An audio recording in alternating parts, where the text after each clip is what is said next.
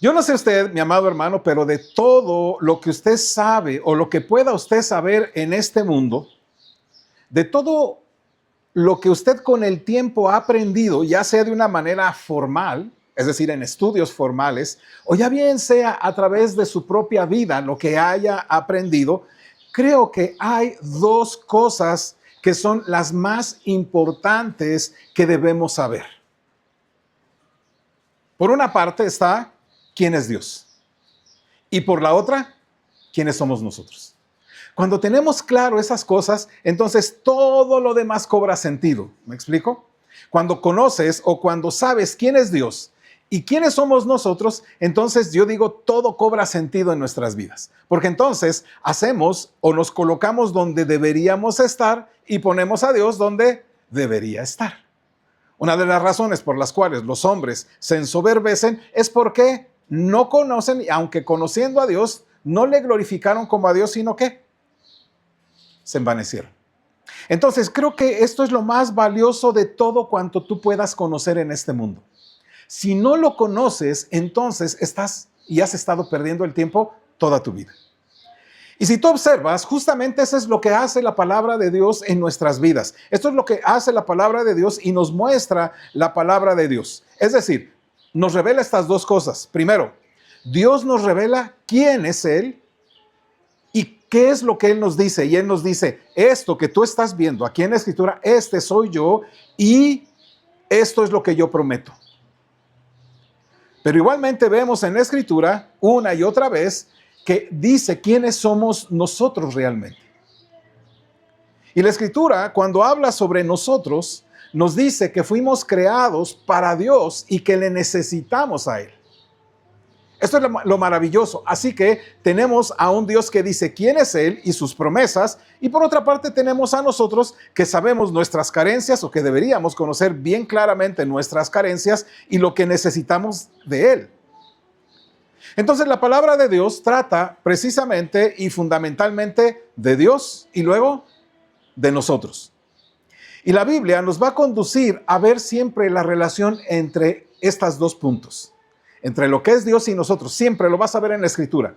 Siempre lo vas a ver ahí en concordia con nosotros. Por eso la Escritura está puesta, por eso la Escritura Dios la ha inspirado de esa manera para que veamos la grandeza de Dios y lo que somos nosotros. Y nosotros digamos, esto es lo que yo necesito, esto es lo que yo no tengo. Y entonces vamos hacia Dios nos va dando, donde Dios nos va proveyendo. La Biblia entonces nos conduce a ver esa relación entre ambas cosas. Y si observas, básicamente hay dos maneras entonces de responder a quién es Dios. Es decir, y estas maneras en que respondemos lo que es Dios y lo que promete Dios, en términos generales, son dos formas que son completamente diferentes. Son una y otra totalmente alejadas. O bien, respondemos a Él con fe, o bien somos nosotros quien logramos eso a través de nuestro propio esfuerzo personal. Es decir, por obras. Es decir, hay un Dios maravillosamente grande, soberano, totalmente maravilloso, que tiene maravillosas promesas para nosotros. Y estamos nosotros de este lado con nuestras muchas necesidades, con nuestras muchas carencias, y nosotros podemos responder a Dios o bien confiando en que Él va a cumplir esas promesas, que Él va a hacer lo que dice que va a hacer, o que nosotros vamos a intentar trabajar, hacer y procurar aquellas cosas con nuestra propia fuerza y con nuestra propia manera. ¿Cómo estás viviendo? ¿Cómo lo haces tú? O para decirle de otra forma, o es por fe o es por obras. Y mira, mi amado hermano, estas dos opciones aparecen constantemente en la palabra de Dios y es precisamente lo que vamos a observar aquí en Génesis capítulo 16. ¿Qué sucede en Génesis capítulo 16? Voy a dar brevemente así como un resumen. ¿Qué sucede en Génesis capítulo 16? Bueno, si ustedes recuerdan, Dios le había prometido a Abraham hijos o descendencia y le había prometido una tierra, ¿cierto? Eso ya lo hemos visto. Dios le dijo a Abraham que tendría tantos hijos como el polvo de la tierra, como la arena, pues, y tantos hijos como las estrellas que hay en el cielo. Le dijo que él habitaría en esa tierra especial que Dios les había provisto y que había apartado para ellos, para su descendencia. Eso fue lo que Dios le dijo a Abraham. Pero Abraham, recuerden, tenía algunas dudas con respecto a eso, como vimos la semana pasada. El mayor problema que tenía Abraham justamente es eso. Ok, tú dices, Dios, que mi descendencia va a ser grande, pero no tengo hijos.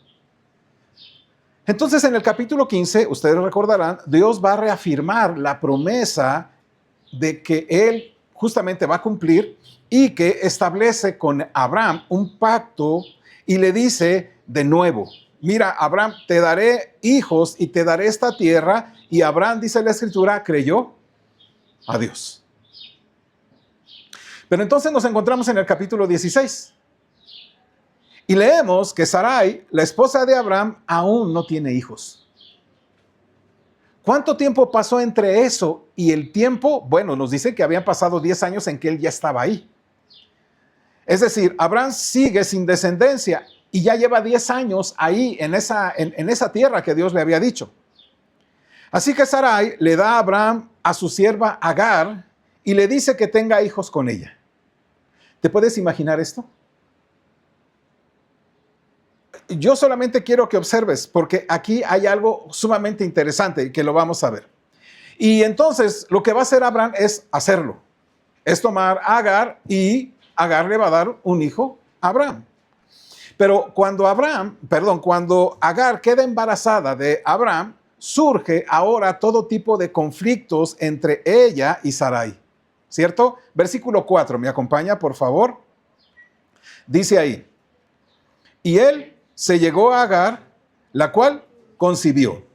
Y cuando vio que había concebido, miraba con desprecio a su señora.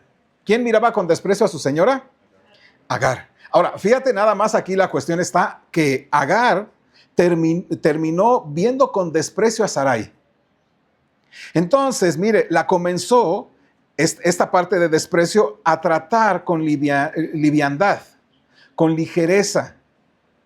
La injuriaba. ¿Usted se puede imaginar qué implicaría eso? Imagínese usted una mujer que no puede tener hijos, ya grande de edad, y entonces Agar que va a tener un hijo de Abraham, ¿cómo la habrá visto y tratado? Porque aquí lo que dice la Escritura es que miraba con desprecio. Luego veremos que Sarai, ¿qué va a hacer con ella? La va a afligir. Ahora yo te pregunto, ¿mirar con desprecio también es aflicción o no? Entonces digamos que entre una y otra se hicieron gran daño y en medio de todo ello está Abraham. Así que Agar termina mirando a Sarai con desprecio y la comienza a tratar con liviandad, con ligereza, con injurias, ¿verdad? Menospreciándola, haciéndola sentir miserable porque ella no puede tener hijos. Y entonces Sarai le menciona justamente esto a Abraham y le dice en el versículo 6, ¿me acompaña por favor? 16:6, dice así, juntos, con voz fuerte, dice. Y respondió Abraham a Sarai, he aquí, tu sierva está en tu mano, haz con ella lo que bien te parezca. Y como Sarai la afligía, ella huyó de su presencia. Quiero decir, hermanos, el nombre es Sarai porque no lleva acento. Si llevara acento sería Sarai, pero es Sarai, ¿verdad? Para que lo tengamos ahí. Muy bien. Entonces, ¿qué sucede? Sarai comienza a afligir a Agar. La comienza, y aquí es la palabrita, le empieza a tratar con deshonra. Le empieza a humillar. Y Agar, que estaba embarazada, termina huyendo. No se va, huye, que es diferente. ¿Se me explicó? Irte es que de repente ya un momento ya te vas y ya no estás. Huir significa hacer todo lo posible para que nadie te encuentre. Por eso más adelante se encuentra ¿con quién? Con el ángel, que el ángel la encontró. Ella se fue buscando la manera de que nadie la pudiera encontrar. Bueno, pero Dios se le aparece a Agar con gracia, con misericordia. Y mire, le dijo, vuelve con Sarai tu ama.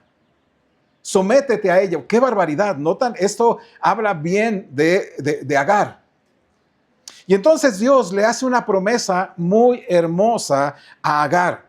Y esta es una promesa interesante también que no vamos a tocar en este tiempo. Ayúdame, por favor, si nos ponemos en pie en Génesis capítulo 16, versículo 10 y luego el versículo 12. 10 y luego el versículo 12. ¿Estamos? Génesis capítulo 16, versículo 10 y luego el versículo 12. Dice así. Le dijo también el ángel de Jehová, multiplicaré tanto tu descendencia que no podrás ser contada a causa de la multitud. Y él, versículo 12, y él será hombre fiero, su mano será contra todos y la mano de todos contra él. Y delante de todos sus hermanos habitará. Puede tomar su lugar. Esto se me hace muy interesante, no lo vamos a tocar, pero se me hace muy interesante. Fíjese, multiplicaré tanto tu descendencia que no podrá ser contada a causa de la multitud. ¿Le suena esto? ¿A quién ya se le había dicho esto? Abraham, ¿cierto? Ahora, es interesante porque aquí habla de una descendencia ¿de quién? De Agar. No le dice, y multiplicaré tanto el hijo que has tenido con Abraham. No, la tuya, es tu descendencia. Y esto es bien importante, mi amado hermano, y es algo que debes tener en mente porque lo vamos a ver casi al final, ¿no? La descendencia es de Agar. Ella va a tener una descendencia que no podrá ser contada a causa de la multitud. Y su hijo será fiero. Su mano será contra todos y la mano de todos contra él. Y delante de todos sus hermanos habitará. Esto va a ser fundamental para lo que vamos a ver casi al terminar. Bueno, ¿qué sucede? Pues Agar regresa con Abraham y Sarai, da a luz un hijo y su nombre se llama Ismael. Y Abraham, ¿cuántos años tenía? Dice la Escritura, termina el capítulo, 86 años cuando tuvo a Ismael con Agar. Ahora, de esto se trata Génesis capítulo 16. Esto es todo lo que dice Génesis capítulo 16. Bueno, dice todo, pero yo dije una parte solamente. Esta es, digamos, la versión resumida, vamos a llamarlo así. Bueno, suceden muchas más cosas ahí y hay muchas implicaciones que están aquí. Y hay muchas preguntas que responder sobre Agar, sobre Ismael, sobre el propio Abraham. Hay muchas preguntas, pero no las vamos a responder. Pero solamente quiero hablar de 3 cosas que podemos aprender de este capítulo para nosotros y que son cosas que debemos aprender sobre quiénes somos nosotros. Así que vamos a orar. Dios bendito de todas las promesas, permítanos saber quién eres tú y lo que tú dices que eres. Y permítanos, Dios, ver la manera en cómo tú actúas y la manera en cómo tú quieres que confiemos en tu sabiduría a través de tus promesas para con nosotros. Padre, abre nuestros ojos espirituales y enséñanos a saber que nada de lo que podamos hacer por nuestra propia fuerza te honra, sino la fe y la plena confianza de que tú eres el Dios que todo lo puede. En Cristo Jesús. Amén. Muy bien. El capítulo entonces 16 comienza con lo que ya sabemos desde el principio de la historia. ¿Verdad? Versículo 1 dice ahí, del capítulo 16. Sarai, mujer de Abraham, no le daba hijos y ella tenía una sierva egipcia que se llamaba Agar. Así que fíjate nada más, ya tenemos, eso ya lo sabíamos de la historia, ¿o no? ¿Ya sabíamos que no podían tener hijos? Sí. Ahora, pero fíjate, comienza con lo que ya sabemos desde el principio de la historia de ambos. Sabemos ya que desde el principio de la historia que ambos no podían tener hijos aún. Aún. Y digo aún porque Dios les dijo que tendría. Quiero que lo notes, ¿me explico? Podemos decir claramente, Sarai aún no puede tener hijos con Abraham. Aún porque sabemos después ya toda la historia. ¿Y cuál es la cuestión de la historia que después vamos a ver más adelante? Pues es justamente el nacimiento de Isaac. Así que aún no tiene hijos. Esta es entonces la preocupación de Abraham durante el capítulo 15. ¿Recuerdan? Me ayuda versículos 2 y 3 del capítulo 15. Ayúdame, dice la escritura juntos. Y respondió Abraham, Señor Jehová, ¿qué me darás siendo así que ando sin hijo y el mayordomo de mi casa es este Damaseno Eliezer?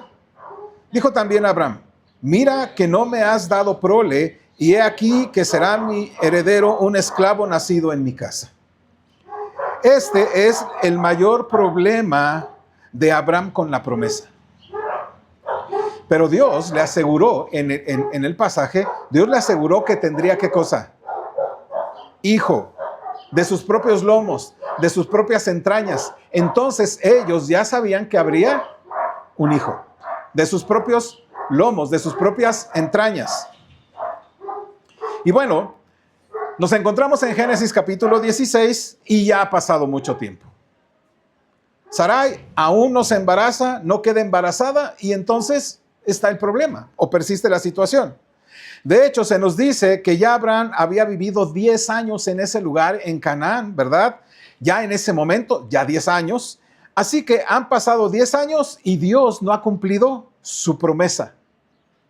Y presumiblemente, solamente quiero decir, esto es lo que va a llevar a Sarai decirle a Abraham lo que le dijo.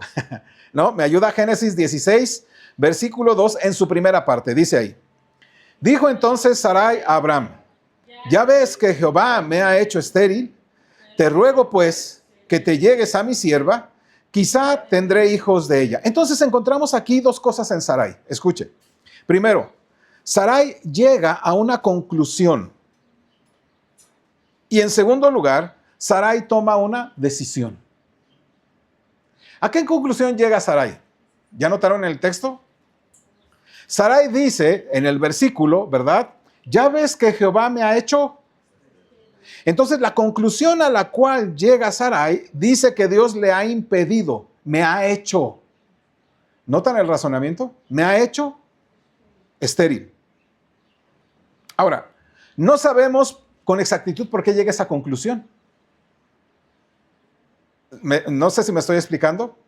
¿Por qué llega a esa conclusión? Si tenía una promesa de Dios a Abraham. Podría ser ella por su edad, quizá, o simplemente por el largo periodo de tiempo transcurrido ya desde que llegaron a ese lugar, ya 10 años, ¿verdad? Y 10 años es mucho tiempo, ¿o no? Y quiero pensar aquí algunas personas, mujeres, que han tenido 10 años, 12 años, 15 años en espera de. Pero ella dijo 10 años y Dios no me ha dado hijo. Piénsalo por un momento. ¿Qué hacías hace 10 años? Bueno, pueden pasar muchas cosas, ¿verdad?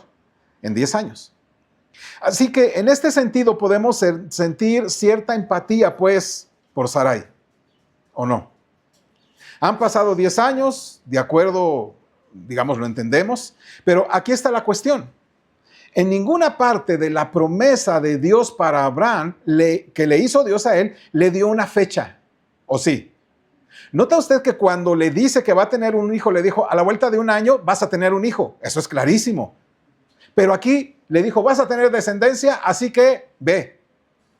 Y le hizo la promesa que va a tener, pero Dios nunca le dijo a Abraham, ni siquiera le prometió dentro de 5 años, 6 años, 10 años. Simplemente le dijo, vas a tener un hijo de tus entrañas. Por eso, mi amado hermano, este es un problema que tú y yo a veces podemos tener.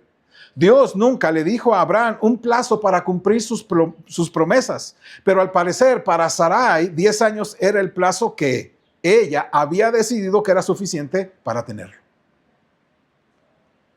Como aún no tenía hijos según ese plazo, concluyó que Dios le había ¿qué? Impedido, le había dicho que no.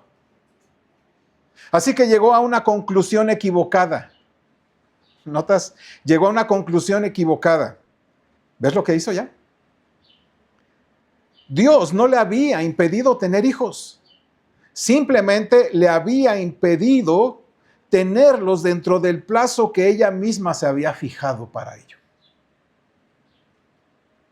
Pero en lugar de que Sarai adaptara sus planes a los de Dios, esperaba que Dios adaptara sus planes a los de ella. Y cuando no lo hizo, Cuando vio que no sucedía ese tiempo, ella concluyó, entonces Dios debe estar haciendo algo más importante, porque en realidad no está pasando nada. Y mi amado, creo que así tú y yo actuamos a veces en nuestra vida, en la vida cristiana. Queremos buscar dándole plazos a Dios. No ha sucedido esto, no ha pasado aquello. Y entonces, mi amado hermano, parece que le decimos, no, Dios, si tú no me das tal cosa dentro de 5 años, entonces Dios, es que quizá, ¿no? Y empezamos a decir, bueno, cuando Dios quizá nunca nos ha dado un plazo. Y eso es maravilloso, hermanos, porque de eso se trata vivir por fe. Mientras esperas en Dios, vas haciendo, vas obedeciendo, vas buscando todas aquellas cosas que estén honrando al Señor. Y creo que debemos poner atención en estas cosas, mi amado hermano, porque podemos caer en lo mismo. Por favor, no señalemos con el dedo en absoluto a Sarai. ¡Qué bárbara! ¡Qué barbaridad! No, esa mujer no tenía, no, hombre. No, si yo hubiera sido ella, la verdad es que quizá hubiéramos actuado igual o peor. Ella tardó 10 años, quizás tú hubieras tardado 1 año y vámonos, ¿no? Fíjate, a veces caemos en conclusiones fatales porque buscamos que el Señor se ajuste a lo que yo quiero que haga. Ese es un gran problema.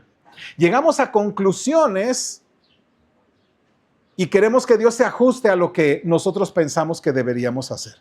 En nuestro propio corazón a veces asumimos que si no pasa algo, que cuando Dios no está actuando, que cuando Dios no está haciendo algo, es que Dios está haciendo otras cosas. Es que Él está haciendo otras cosas, pero no está haciendo nada conmigo. Sí, ¿por qué sí le da a él? ¿Y por qué sí a aquel? ¿Y por qué el otro? Mira, este es nuevo en la fe y ya le dio esto que yo andaba pidiendo. Y aquel, ¿verdad? Que pues empezamos nosotros a decir, ¿no? Que no anda tan bien, ¿no? Dios le bendice, ¿no? Y entonces empezamos nosotros a hacer conclusiones falsas con respecto a Dios. O peor aún, asumimos que Dios es diferente de lo que Él dice que es. Eso es lo peor. Dios dice que es el Dios de las promesas, pero pues yo no lo veo. Quizá entonces no sea todo lo que dice que es. Y recuerda, esto es lo que nos muestra la Biblia. La Biblia siempre nos va a mostrar quién es Él y quiénes son sus promesas y cómo las lleva a cabo. Y también va a decir quiénes somos nosotros, que somos totalmente carentes de todas las cosas que necesitamos de Él. Pensamos así, no porque Dios nos haya decepcionado, vaya, sino porque solo queremos verlo a través de nuestra visión. Porque solamente queremos que Dios haga lo que nosotros creemos que es lo mejor. Que queremos que Él se ajuste a nuestros anhelos, a nuestros deseos, a lo que nosotros queremos. Y eso es un gran problema que nosotros a veces caminamos así. La verdad, hermanos, es que todos queremos que Dios actúe. Amén. Pero actúe conforme ¿a qué? ¿A mis términos? ¿O a los suyos? Híjole, eso se complica, ¿no? ¿Qué no podríamos ponernos de acuerdo? Señor, si tú vas a decir 10, yo digo 8 y entonces la mitad 9 años, ¿no? ¿Está bien? ¿Podemos negociar? ¿No? Mi amado hermano, todos queremos que Dios actúe según nuestros términos. Y cuando no vemos que sucede algo, mi amado hermano, que Él no está actuando o cuando tarda en responder, queremos ahora que sea su problema, no el nuestro. Empezamos a decir, es que tú, entonces tú no me quieres, es que tú no estás al pendiente, es que tú eres un Dios injusto, es que tú eres... Y empezamos a aventarle el problema a Dios, porque queremos que Dios se ajuste a nosotros. A veces se hace de una manera muy evidente, hermanos. Pero otras tantas de manera muy sutiles que van perdurando en el tiempo. Y por eso necesitamos ayuda. Por eso nos necesitamos dentro de la congregación los unos a los otros. Por eso, mi amado hermano, justamente es la iglesia del Señor. Porque ahí, mi amado hermano, nos animamos unos a otros con estas palabras, como dice la Escritura. Por eso, ahí en la Escritura dice que en la congregación, ¿qué hacemos? Nos corregimos, nos ayudamos, nos fortalecemos, nos alentamos, ¿verdad? Nos amamos, nos vamos dando del Señor unos a otros y nos permiten caminar en comunidad. Por eso, los que solamente se dedican a ver videos de predicaciones por YouTube, ¿no? Y no asisten a ninguna iglesia, están siendo contrarios a lo que Dios está establecido en su palabra. Tenemos que estar en comunión. ¿Necesitamos unos de otros o no? Para estimularnos al amor y a las buenas obras. Y justamente, mi amado hermano, es esto lo que tenemos que hacer. Por eso, mi amado, necesitamos tú y yo de nosotros. Porque somos propensos a sacar conclusiones erróneas como Sarai. Y por eso necesitamos ayuda para recordar. Necesitamos ayudarnos unos a otros a recordar que Dios es fiel, hermanos. Amén. Necesitamos unos y otros para recordarnos que Dios de las promesas cumple sus promesas, ¿o no? Debemos recordarnos unos a otros que el Dios que dice que ha de hacer algo, lo va a hacer en su tiempo, en su momento, para su gloria y para nuestro bien. Para que nosotros a través de eso, mis amados, le demos también a Él el reconocimiento. Ahora bien, mi amado hermano, recordar que la fidelidad de Dios al cumplir sus promesas no significa que esté obligado a obrar según nuestros plazos o según nuestros términos. Sarai llegó a una conclusión errónea sobre Dios y eso es lo que la va a llevar a tomar una decisión errónea. Y eso es lo que quiero prevenirte. Cuando tomas o cuando llegas a conclusiones erróneas en la Escritura, siempre vas a tomar malas decisiones. Por eso por eso necesitamos la palabra, por eso necesitamos la comunión con el Espíritu, porque llegar a conclusiones erróneas sobre lo que hace Dios y dice Dios, entonces nos va a meter en muchos problemas. Y no quiero preguntar cuántos han caído en esos malos problemas o esos tremendos problemas por llegar a conclusiones erróneas sobre quién es Dios. Entonces vemos esta mala decisión en la segunda parte del versículo 2, de Génesis 16. ¿Me ayuda por favor a leerlo, mis amados hermanos? Dice 16:2. Vamos a leerlo todo. Dice ahí. Dijo entonces Sarai a Abraham: ya ves que Jehová me ha hecho estéril. Te ruego pues que te llegues a mi sierva, quizá tendré hijos de ella. Y atendió a Abraham el ruego de Sarai. Y mire nada más. Te ruego pues que te llegues a mi sierva, quizá tendré hijos de ella. ¿Sabe lo que hace cuando llega a la conclusión errónea? Toma malas decisiones. Y lo que va a hacer Sarai es tomar cartas en el asunto. Trama un plan, que es su plan. Y como había concluido que Dios le había impedido tener hijos, entonces va a usar a Agar, su sierva egipcia, para que tenga hijos en su lugar. ¿Esto era común en la antigüedad? Al parecer sí. ¿Esto era lo que Dios había dicho? No. Así que le dice a Abraham, fíjese nada más esto: llégate a mi sierva, quizá tendré hijos de ella. ¿Sabe? La palabrita llegarse a ella también puede significar cásate con ella.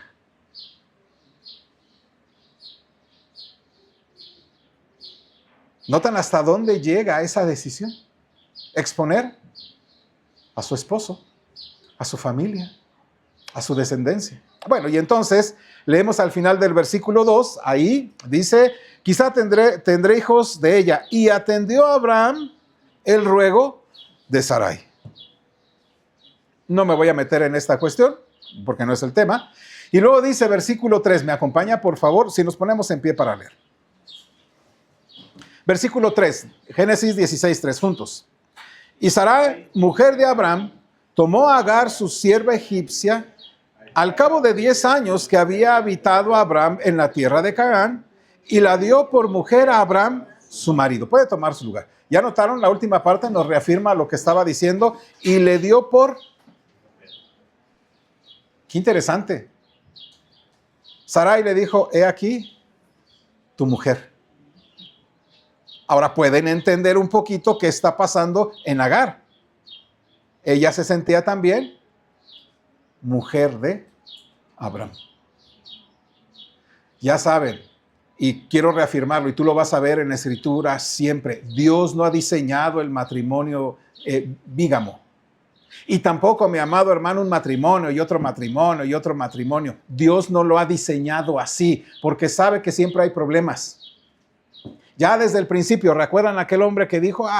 Aquel hombre dice, mujeres de Lamec, ¿no? Y tomó 2 mujeres. Ya empezó. Esa es una desviación. Cuando una persona en su corazón o en su vida toma más de una mujer y toma otras, ya sabe que ahí hay problemas. Aquí está uno. ¿Recuerdan quién más tuvo problemas por 2 mujeres? Jacob, ¿no? ¿Y quién más tuvo problemas? David. ¿Y quién más? Salomón. Y si tú te vas, mi amado hermano, al libro de los jueces, ahí vas a encontrar un problemón, muchos problemas. Por eso, mi amado hermano, Dios dice que es varón y hembra, hombre y mujer, esposo, esposa.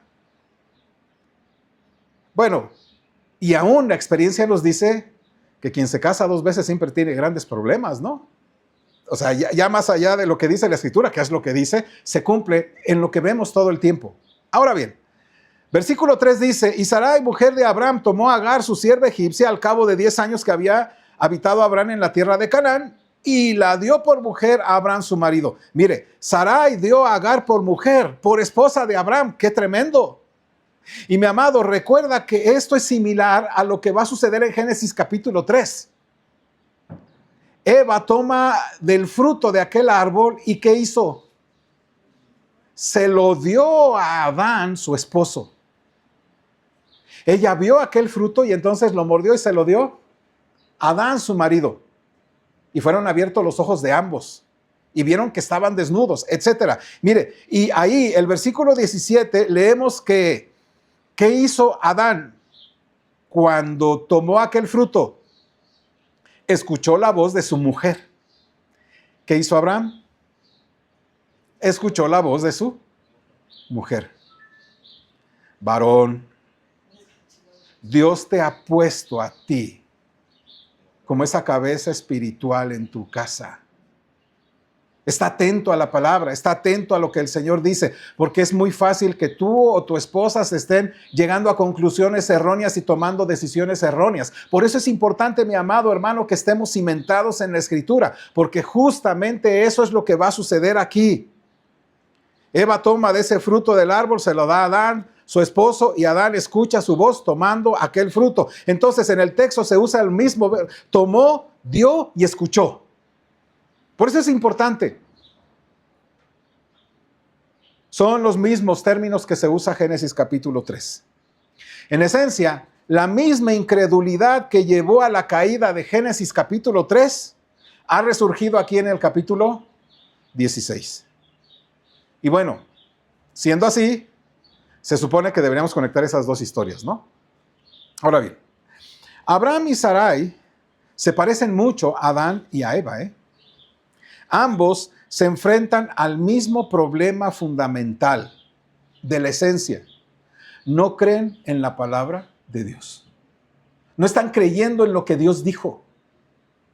Dios les dijo, pueden ustedes comer de todo árbol del huerto menos del árbol del bien y del mal, porque el día que de él comieren ciertamente morirás. Y viene alguien que les dice, ¿verdad? Satanás ahí dice, no, pues sí, lo que pasa es que Dios, ¿verdad? Sabe que el día que coman serán como él. Entonces empiezan a caer en incredulidad. En este caso, obviamente, hay también incredulidad.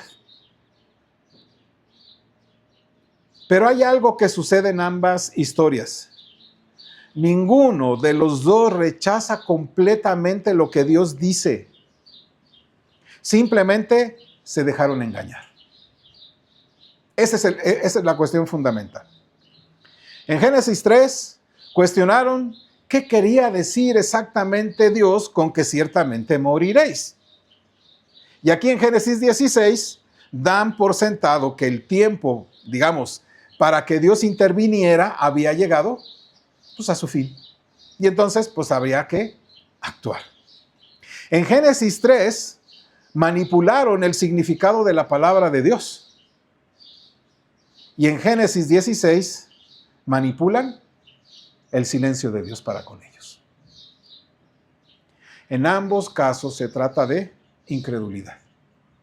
Mi amado hermano, cuando tú ves a la palabra y le das un sentido que no es el que corresponde a toda la Escritura, y manipulas ese sentido diciendo que Dios te dijo que ibas a hacer y que dice aquí la Escritura que voy a usar este texto que suele usarse, que no es una promesa para cada uno de nosotros. Eso a veces lo asumimos diciendo, Dios, eso es mi anhelo, ¿no? Yo quisiera, pero se le dijo, cree en el Señor Jesucristo y serás salvo tú y toda tu casa. Entonces eso es, ¿no? Y cuando ves que empieza tu casa y no es creyente, dices, pues Dios ha fallado.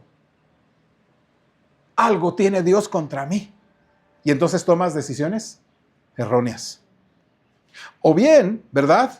Llegas a conclusiones como estas, manipulas su silencio, no pasa nada y entonces pues Dios ha fallado. En ambos casos, mi amado, se trata de incredulidad. Y la incredulidad, mi amado, no honra a Dios. La incredulidad, mi amado hermano, justamente hace lo contrario, no lo honra, lo deshonra. Justamente, mi amado hermano, no le da el lugar a Dios, sino que lo rebaja a hacerlo como nosotros. Justamente, mi amado hermano, le roba la gloria de Dios para que nosotros llevemos la gloria. Entonces, amados hermanos, una mala conclusión siempre nos va a llevar a una mala decisión. ¿Lo puedes considerar hoy en tu vida, mi amado?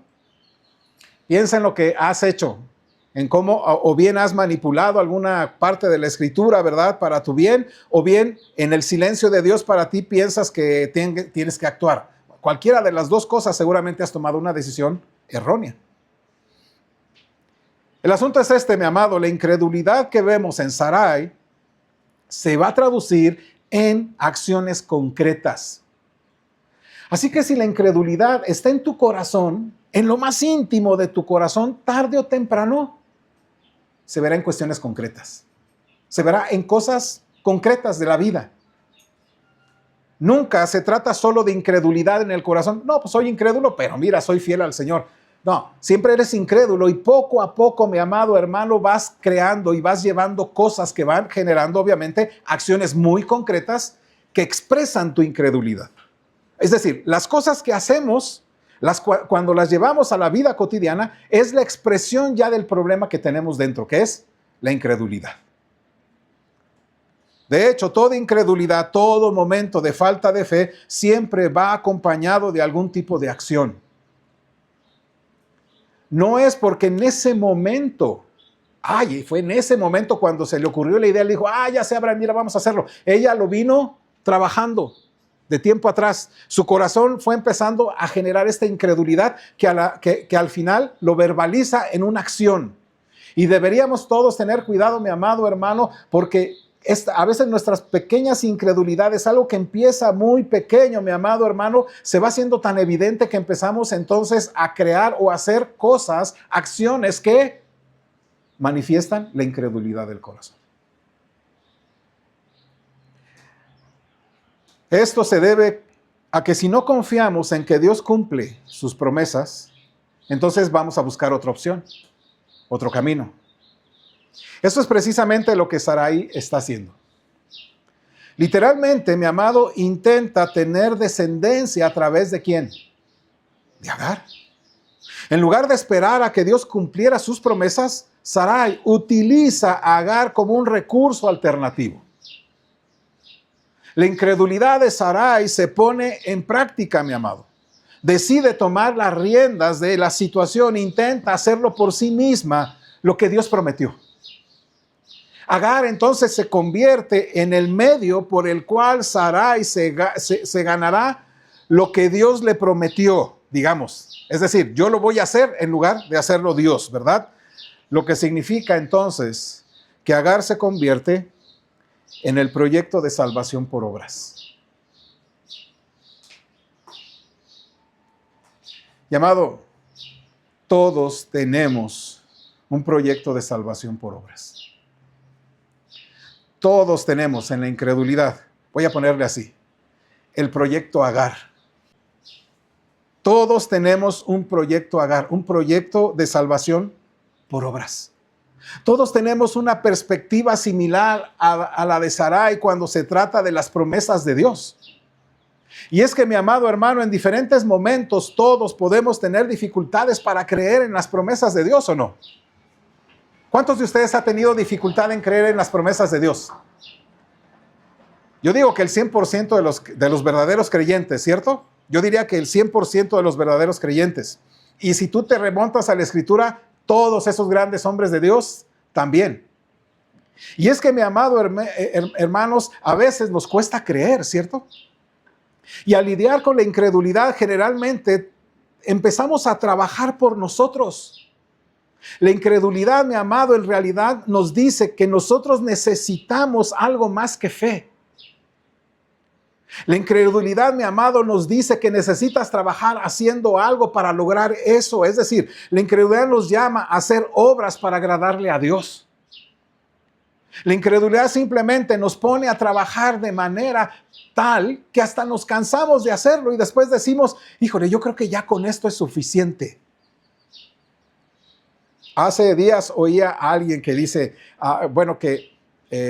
tomó a un perrito que estaba en una carretera y lo llevó a su casa y lo tomó para sí, ¿no? Entonces dice una persona, esa persona ya se ganó el cielo.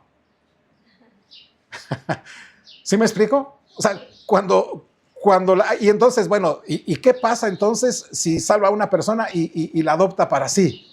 ¿Ya ganó más allá del cielo? O sea, digo, pues si por un perrito te vas al cielo, imagínate salvando la vida de una persona, ¿no? El asunto es ese, que a veces queremos buscar hacer cosas para entonces nosotros poder tener esa certeza de esas promesas de Dios. Es que a lo mejor es por mí. Es decir, todos tenemos un proyecto Agar. La incredulidad siempre nos va a poner a trabajar, mi amado hermano. Siempre nos va a poner a trabajar. La incredulidad nos dice, necesitas algo más que la mera fe. Y eso es lo que nos pasa muchas veces. Sí, creemos que somos salvos por gracia, pero queremos vivir por obras y no por gracia. Porque somos salvos por gracia. ¿Y cómo vamos a vivir? Por gracia. ¿Y cómo hacemos esas obras? Por gracia, ¿cierto? Pero normalmente siempre queremos llevar las obras por delante, llevamos primeramente nuestras propias fuerzas por delante y luego queremos sustentarlas con fe. Es lo que le pasó a Saúl, el rey Saúl, ¿recuerdan? Dice, no, a ver, ¿de qué me está hablando? 1 Samuel 13, ¿no? Usted recordará. Samuel, el profeta, le dice a Saúl, Saúl, yo voy para allá. ¿No? Espérame 7 días ahí en Gilgal. Espérame 7 días. Pero Saúl empieza a ver que el pueblo empieza a desertársele. Por todas partes se le está yendo, ¿verdad? ¿Y qué hizo? Dijo 7 días. Ya son 7 días. Y empezó a hacer sacrificio. Y cuando iba terminando, ¿quién va llegando? ¿Y qué día llegó Samuel? El día séptimo. ¿Cuándo hizo sacrificio? El día séptimo. ¿Notan? No esperó. Ese mismo día, después de que acabó Saúl de ofrecer sacrificios, llegó Samuel. Y la respuesta de Saúl es muchas veces la respuesta que nosotros damos a Dios o nos damos nosotros. Versículo 12 de primer libro de Samuel 13. ¿Me acompaña, mi amado hermano? Dice la escritura, juntos. Me dije, ahora descenderán los filisteos contra mí a Gilgal, y yo no he implorado el favor de Jehová. Me esforcé, pues, y ofrecí holocausto. Y ya notó, llegó a una conclusión errónea y tomó una decisión errónea. A ver, 7 días, ya está un poquito, ya pasó más de medio día, no llegó, y yo creo que no nos va a dar tiempo. Estos se me están yendo, y pues bueno, voy a la guerra, ni modo, ¿no? O sea, te estuve esperando, no llegaste, así que escuche lo que dice, híjole, y eso creo que muchos hacemos, ¿no? En la vida cristiana, en las promesas de Dios.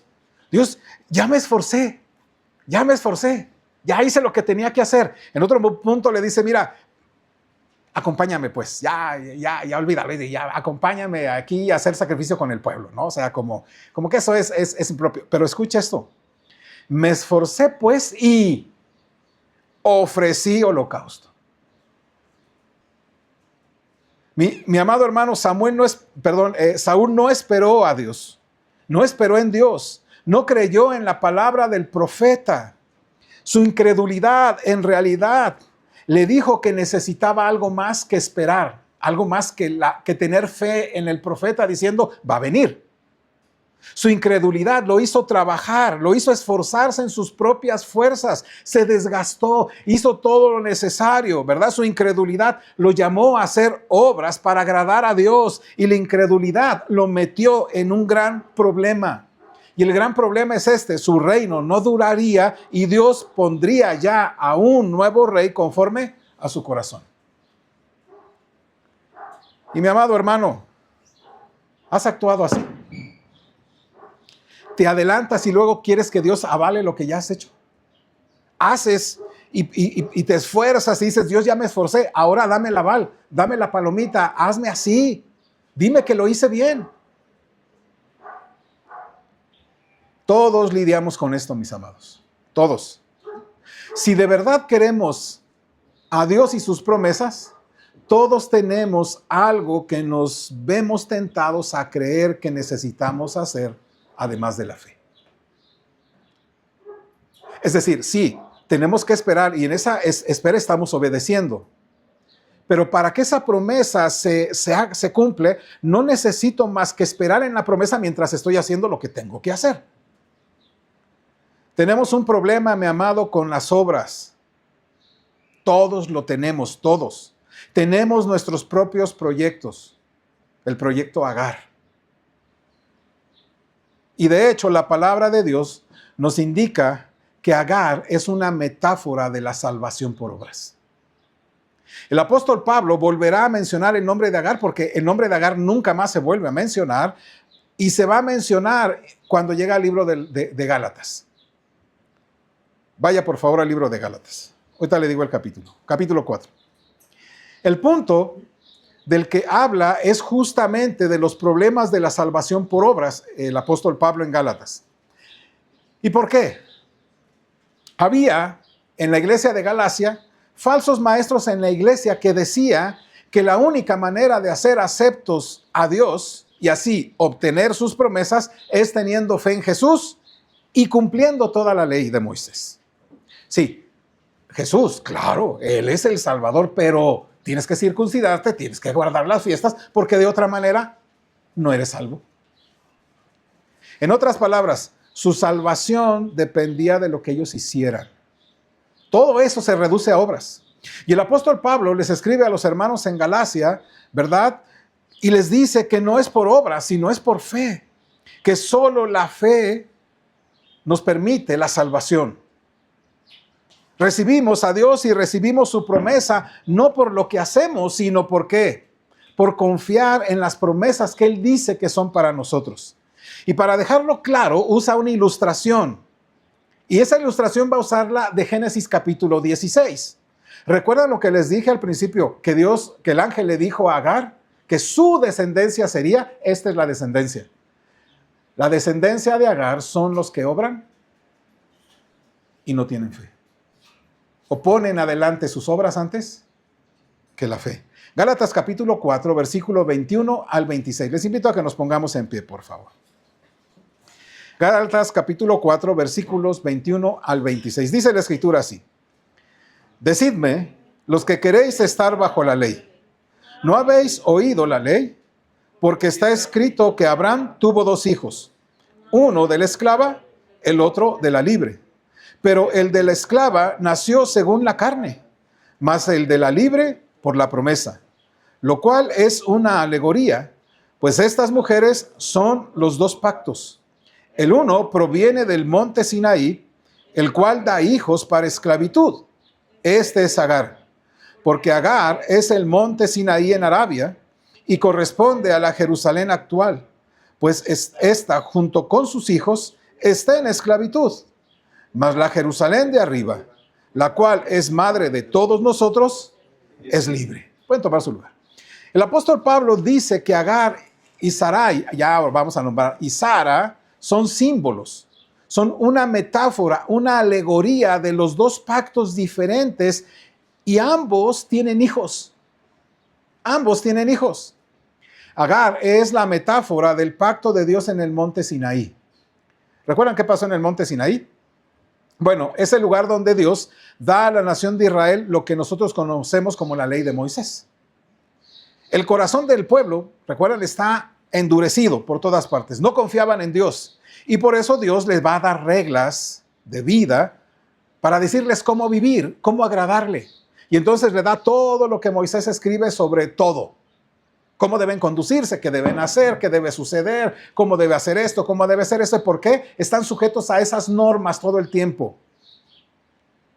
Y los falsos maestros ahí en Galacia les estaban diciendo a la iglesia, sabes, Dios necesita no solamente que recibas a Cristo, sino también que hagas esas cosas. Que cumplas todas esas cosas, que cumplas todas esas reglas.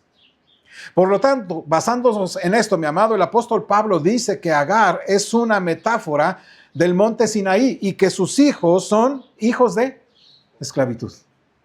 Son los que hasta el día de hoy quieren todavía ser justificados por obras. Es que, pues yo voy a la iglesia, yo sé los cantos, yo me sé todos los cantos que cantan, todo el himnario bautista. No sé cuántos tiene, 400 y tantos, o no más, ¿verdad? 500 y tantos himnos, me los sé completo. Me sé los libros de la Biblia, cómo va Génesis, Éxodo, Levítico, todos se los puedo decir. Yo hasta oro, ¿verdad? Yo también comparto el evangelio, yo también esto hago. Pues, entonces deduzco que soy salvo. ¿Notan? Una mala interpretación, una conclusión errónea. Y escucha, unas consecuencias eternas. No porque te hayas bautizado eres cristiano.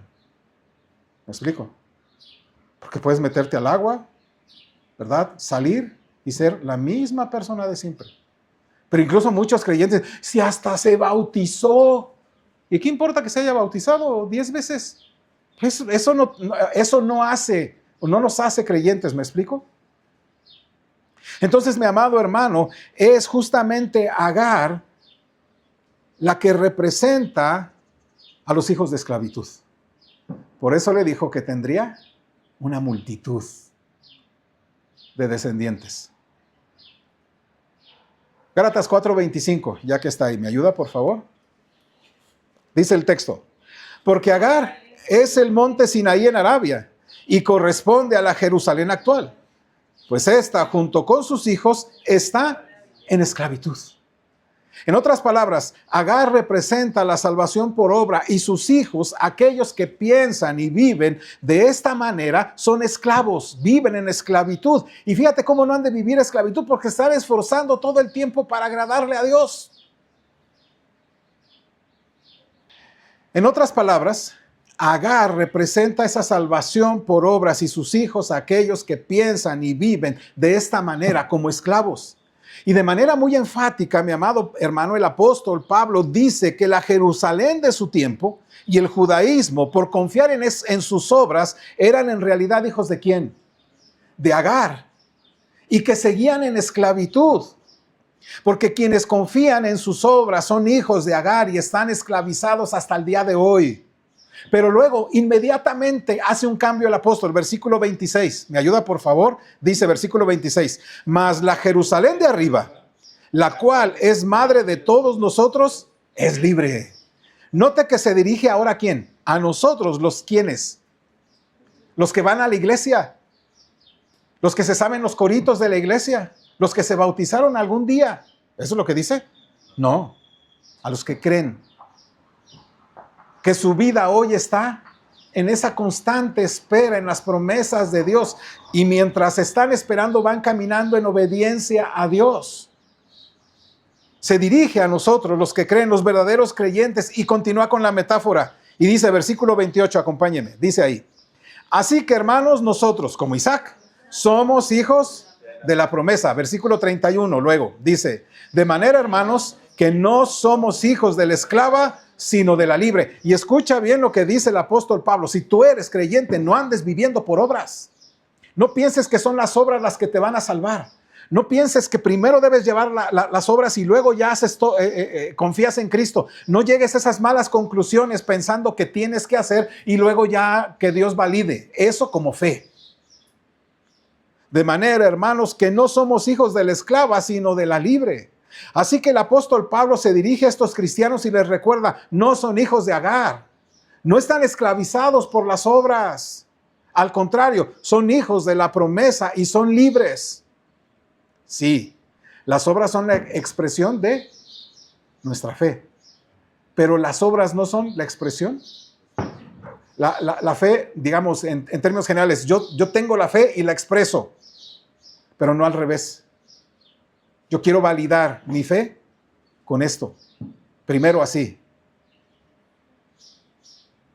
Ser cristiano, dice el apóstol, es ser liberado de la esclavitud de las obras. Ser cristiano es ser hijo de Dios por la fe. Y significa que somos liberados de intentar ganarnos el amor de Dios con nuestras obras.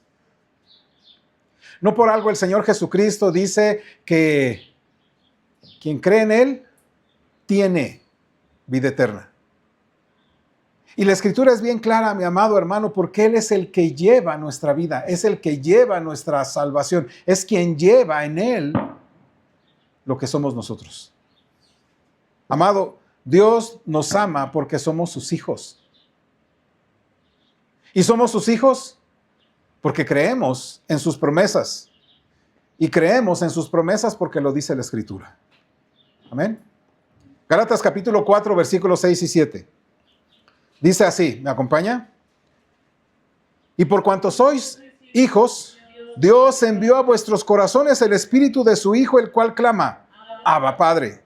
Así que ya no eres esclavo, sino hijo. Y si hijo, también heredero de Dios por medio de Cristo. En Cristo, mis amados hermanos, somos ahora hijos, hijos de Dios. Y aunque milagrosamente veremos luego el nacimiento de Isaac, aún es más milagroso, mi amado hermano, el nuevo nacimiento de los que se apartan de sus propias obras y depositan su fe en Jesús. Dice el Señor Jesucristo, lo que es nacido del Espíritu, Espíritu es. Y añade, y el viento sopla de donde quiere y oye su sonido, mas ni sabes de dónde viene ni a dónde va. Así es todo aquel que es nacido del Espíritu. Amado, Dios dispuso que así fuera para que veamos la gloria de nuestro maravilloso y grande Dios Jesús. Para que sea Él quien reciba la gloria y no nosotros. Para que sea Él el que reciba todo el reconocimiento de nuestra salvación.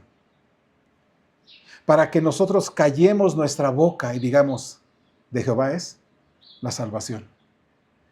Y para que no andemos robándole su gloria diciendo, yo le di oportunidad a Dios.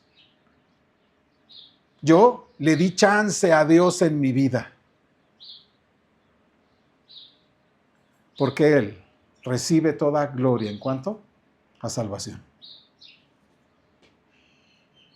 Para que Él sea reconocido como el único Dios que gobierna todas las cosas. Para que Él sea reconocido como el Salvador y nosotros como los necesitados del Salvador.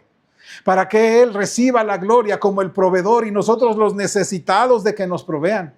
Que Él reciba la gloria del que da la fuerza y no sean nosotros los que recibamos la gloria de nuestras propias fuerzas. Que Él sea reconocido como el que da y no nosotros los que buscamos cómo nos dé.